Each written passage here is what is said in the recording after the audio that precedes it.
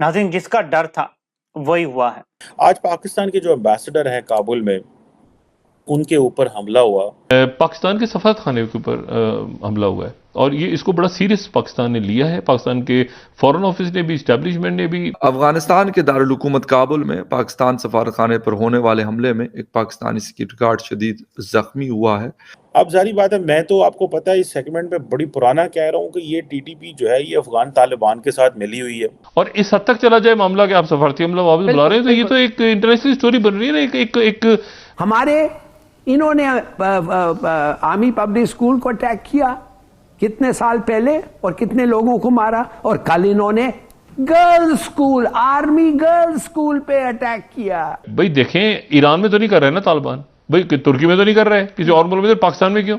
हुकूमत पाकिस्तान के मुताबिक इस कातलाना हमले का मकसद काबुल के सफारत खाने में मौजूद हेड ऑफ मिशन नाजिमुल उमूर उबैदुर रहमान निजामानी को निशाना बनाना था। वो अपना एक जो दीवाने का ख्वाब है कि जी अपना अफगानिस्तान पे तालिबान ने कब्जा कर लिया तो यहाँ भी कर लेंगे, ये पाकिस्तान, ये तो मुमकिन नहीं है, ये पाकिस्तान है। अब देख लें कि क्या अफगानिस्तान जो है वो हमें प्रोटेक्ट कर भी सकता है कि नहीं कर सकता। वो मुल्क है अफगानिस्तान जो डे वन से आपको रिकॉग्नाइज नहीं किया है। वो कहते हैं अटक तक ये सब अफगानिस्तान है। अफगानिस्तान है क्या? और ये जो 7 अरब 49 करोड़ स्टेट बैंक के पास पड़े हैं, ये भी हमारे नहीं बल्कि दोस्त ममालिक ने हमें मुश्किलात से बचाने के लिए स्टेट बैंक के पास रखवाए हैं। जिस दिन सारे पैसे खत्म हो जाएंगे स्टेट बैंक से, इसहाक डार फरार हो जाएंगे और लंदन चले जाएंगे।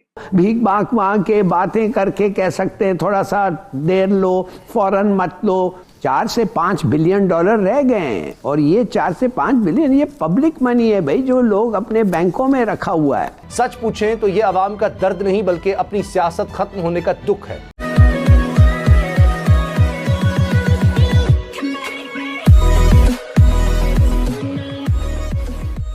नमस्कार दोस्तों, अब यहाँ पर बात हो रही है कि भाई अफगानिस्तान के अंदर पाकिस्तान की जो एम्बेसी है उस पर हमला हुआ है और एक भाई साहब को यहाँ पर अच्छा खासा जख्मी कर दिया गया है। अब देखिए, ये बात कोई आम है नहीं और उसका मूल रूप से रीज़न ये है कि पाकिस्तान और अफगानिस्तान की बॉर्डर में डिस्प्यूट है। पाकिस्तान ये कहता है कि जो डूरन लाइन, मतलब इन दोनों की बॉर्डर की जो नाम दिया गया है वो डूरन लाइन कहा जाता है कि भाई डूरन लाइन हम उसको मानते हैं, लेकिन अफगानिस्तान नहीं मानता। अब उसका रीज़न ये है कि अफगानिस्तान का बहुत सारा एरिया, मतलब उस समय तो इसको कोई पर्टिकुलर बॉर्डर थी नहीं, ठीक है, तो अपने कबीले का, मतलब यहाँ पर बात हो रही है पख्तूनों की, उसको बीच में से डिवाइड करके अंग्रेज़ों ने बॉर्डर बनाई थी। अब मान लीजिए कि 1947 में तो अंग्रेज़ चले गए, तो उन्होंने ये चीज़ क्लेम की, लेकिन उससे पहले वो क्लेम करते, उससे पहले इंडिया और पाकिस्तान का बंटवारा हो गया और ये सारा एरिया पाकिस्तान के पास चला गया। लेकिन आज भी ये जो पख्तून लोग हैं वो अफगानिस्तान के ही मतलब नेटिव कहे जाते हैं। तो आज नहीं तो कल इन दोनों के बीच में प्रॉब्लम होगी ही होगी, मतलब अफगानिस्तान और पाकिस्तान के बीच में इस बॉर्डर को लेकर। और हो सकता है कि मान लीजिए अगर इंडिया के साथ प्लानिंग अच्छी होती है तो ईरान, अफगानिस्तान और इंडिया तीनों मिलकर पाकिस्तान को टुकड़े कर सकते हैं। इसी के साथ ये वीडियो शुरू करते हैं। और हाँ दोस्तों, सुपर थैंक्स के जरिए हमारी मदद करना ना भूलें। आज पाकिस्तान के जो एम्बेसडर हैं काबुल में, उनके ऊपर हमला हुआ और जारी बात है वो एक बड़ा शर्मनाक चीज़ है जिसको देख के सारे जो पाकिस्तानी हैं वो परेशान हैं कि पाकिस्तान की क्या जो पाकिस्तान की जो पॉलिसी है वो अफगानिस्तान की क्या है। अब ये जो बेसिकली तो वो चार्ज डी अफेयर हैं उबैदुर रहमान निजामानी साहब, मेरा ख्याल आई थिंक ये फॉरेन सर्विस से गए हैं और ज़्यादातर गुमनाम ही नज़र आए हैं, लेकिन ऑब्वियसली हमने तो बड़ा मौलवी समझ के भेजा कि यार वो जाएंगे, मौलवी साहब हैं हमारे, तो शायद वो कुछ चीज़ें वहाँ जो तालिबान है वो खुश होंगे। लेकिन जारी बात है टीटीपी वाले जो हैं उन्होंने थोड़े दिन पहले ही कहा है कि वो पाकिस्तान के जो है वो अटैक्स दोबारा शुरू करेंगे। अब जारी बात है, मैं तो आपको पता है इस सेगमेंट में बड़ी पुराना कह रहा हूँ कि ये टीटीपी जो है ये अफगान तालिबान के साथ मिली हुई है। अब ये असैसिनेशन अटैम्प्ट निजामानी साहब पे होना एम्बेसी कंपाउंड के अंदर, आप देख लें कि क्या अफगानिस्तान जो है वो हमें प्रोटेक्ट कर भी सकता है कि नहीं कर सकता।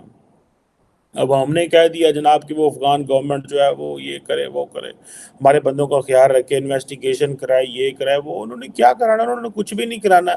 उन्होंने पहले क्या किया हमारे लिए, हम ही ने जो किया, हमने अपना आप तबाह किया उनके लिए, हमने अपना आप को रसवा किया पूरी दुनिया में उनके लिए। हमने ही अपने आप को क्रिटिसाइज करवाया, हमने अपने अंदर क्लैशनकोफ कल्चर और जहादी कल्चर, और हम ही तो वेपन लेके आए, हम ही तो ड्रग्स लेके आए वहां से, हमें और उन्होंने हमारे लिए क्या करना है। आज भी अगर आप ये उम्मीद लगा लें कि जनाब वो क्या बात है कि हमारे जो लोग हैं उधर बैठे हुए, जो हमारे बहन भाई मुसलमान जो हैं, वो हमें कहते हैं मुसलमान ना क्या करें। अगर आप जो अब्दुल्ला साहब की, ये पाकिस्तानी बड़े लवी डवी होने की कोशिश करते थे अफगानियों से, तो उन्होंने कहा यार ये आप अपना काइंडली ये इस्लामिक ना कहा करें, आप हमारे नेबरली फ्रेंड्स हैं, ठीक है, आप हमारे साथ नेबर हैं, ठीक है जनाब। अब जाहिर बात है ये चीज़ें बड़ी तकलीफदेह होती हैं, ये देख के, ये सुन के कि हम क्या कर रहे हैं। नाजरीन, हुक्मरानों के सब ठीक है के दावों के बावजूद कौमी मईशत की हालत बेहतर होती नजर नहीं आती है। ज़र मुबादला के ज़खायर सुकड़ रहे हैं, जबकि IMF से मुज़ाकरात का अमल आगे नहीं बढ़ पा रहा है और आवाम में तशवीश पाई जाती है कि सूरत हाल क्या नताइज लाती है। हिलाली साहब, ताज़ा खबर यह है कि 25 नवंबर तक ज़र मुबादला के ज़खायर में 4.2% कमी वाक़ हो चुकी थी। हुकूमती दावों और ज़मीनी हक़ाइक़ में इतना फ़र्क क्यों है? इसलिए कि हुकूमत आदी हो गई है झूठ बोलने में। अच्छा, और कोई वजह तो हो ही नहीं सकता। देखिए, मैं आपको बताता हूँ, इकोनॉमी वैसे जा रही है नीचे, अंग्रेजी में कहते हैं इट इज़ टैंकिंग। 4 से 5 बिलियन डॉलर रह गए हैं, और ये 4 से 5 बिलियन ये पब्लिक मनी है भाई, जो लोग अपने बैंकों में रखा हुआ है। फूड इन्फ्लेशन 37% रूरल एरियाज में, अर्बन एरियाज में 35%। Food overall inflation 26%। आप मुझे बताएं, ये लुक एट दिस, गुर्बत से गुर्बत जो लोग रह रहे हैं रूरल एरियाज में, 37% हर महीना ज्यादा देना पड़ता है। दूसरी बात, IMF का प्रोग्राम बंद हो गया है ना। वो कह रहे हैं वो 600 बिलियन रुपया जो तुमने वादा किया था GST में लेंगे, दो हमें। ये इस किस्म की गुर्बत हो गई है कि बेचारे गरीब लोग अपने बच्चों को स्कूल से निकाल रहे हैं। और वैसे जैसे आपको पता है 50 या 60% पाकिस्तानी बच्चे स्कूल नहीं जाते हैं। मैं आपको बता रहा हूं क्या हालत है इधर। गवर्नमेंट टू गवर्नमेंट, एक गवर्नमेंट 60 बिलियन, मल्टीलैटरल 20 बिलियन और कमर्शियल डेट 15 बिलियन। इसका मतलब क्या? आप गवर्नमेंट टू गवर्नमेंट और मल्टीलैटरल में जाके उनको भीख मांग के बातें करके कह सकते हैं थोड़ा सा देर लो, फौरन मत लो।